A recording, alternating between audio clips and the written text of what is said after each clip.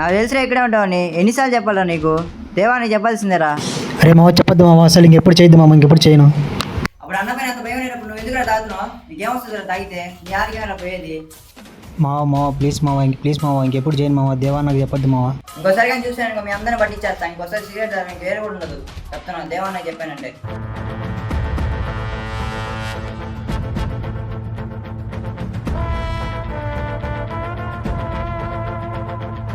రారా కాలేజీ పోదాం.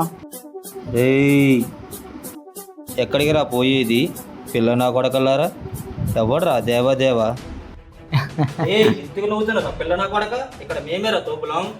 నా మీరు తోపులైతే మా అన్న మాసన